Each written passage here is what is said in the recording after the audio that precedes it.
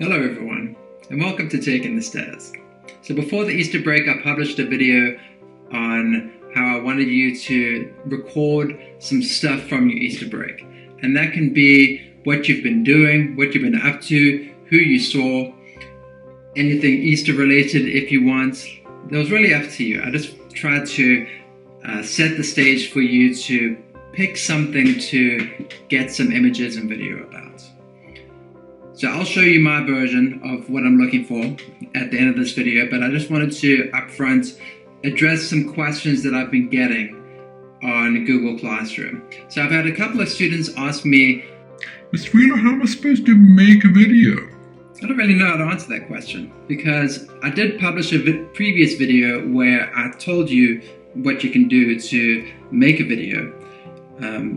And I know that most, if not all of you, have some sort of cell phone, or if you don't have a cell phone, your parents have a cell phone, or your siblings have a cell phone. I made a whole flowchart about this, and I posted along with this video.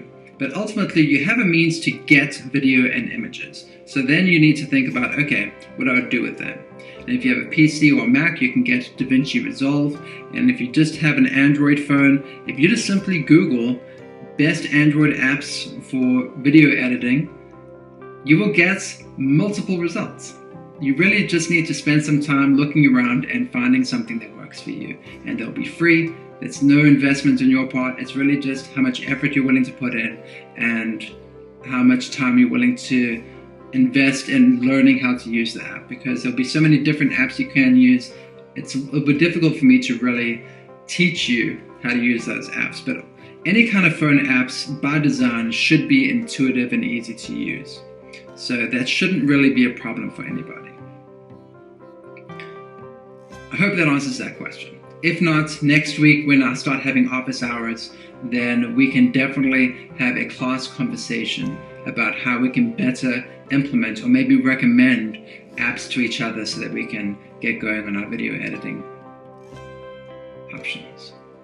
Anyway, with that out the way, let's talk about the video that I made. So I said that I was going to make a video as an example, so here we go.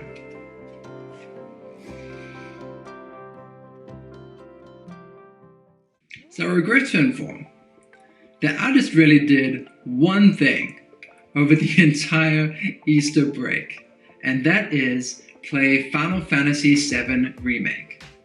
And you might say to yourself, Mr. Wheeler, did you really spend the whole time playing that game? I did. I spent so much time playing that game. It's almost embarrassing how much time I spent playing that game.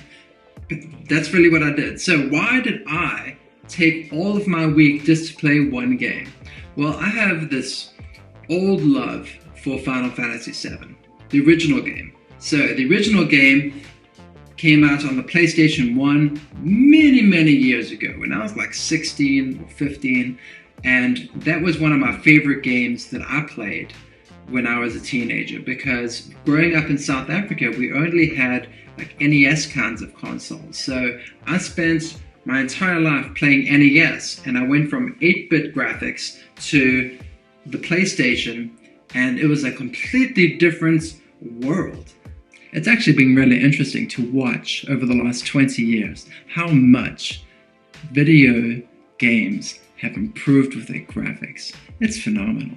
So what really drew me to this game was this was the first game where it wasn't just much better graphics, but it was a whole story. This was the first game I played that actually had a story, like real characters who changed and developed like a book. And I followed their journey all the way through. I explored worlds, I encountered different kinds of creatures that I got to fight and struggle against. I could go on and on about all the things in Final Fantasy VII, but that's not what this video is about. But what I really enjoyed about the remake is that it took the first like 5 to 8 hours of a 40-hour game and made those 5 to 8 hours a 40-hour game by taking elements of the game. Like, for example, the opening sequence for the Final Fantasy remake is almost exactly the same as the original game.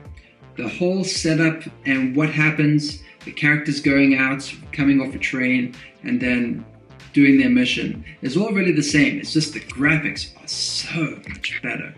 But the cool thing about the remake is that they took this section of the original game and added a lot more information about the characters and who they are and what they were doing, more of the world itself, what it was like to live in the city, and it was just so wonderful to play. It was crazy to go back to this game that I played over 20 years ago and then re-experience it and rediscover these characters and this environment with the magical power of modern consoles. So I had a good time, and I spent an entire week playing that game, and I'm kind of sad I don't have it to play anymore. I guess I could play it again, but and that's really it. That's really all I did. I played that one game pretty much all day, every day. I hope you did something more productive with your time, and I look forward to watching your videos and seeing where you have been and what you've done, and hopefully you use your time a little bit more productively than just playing one game. I look forward to seeing your videos. I outlined apps at the beginning of this video, so show me what you can do. That's what Taking the Stairs is all about.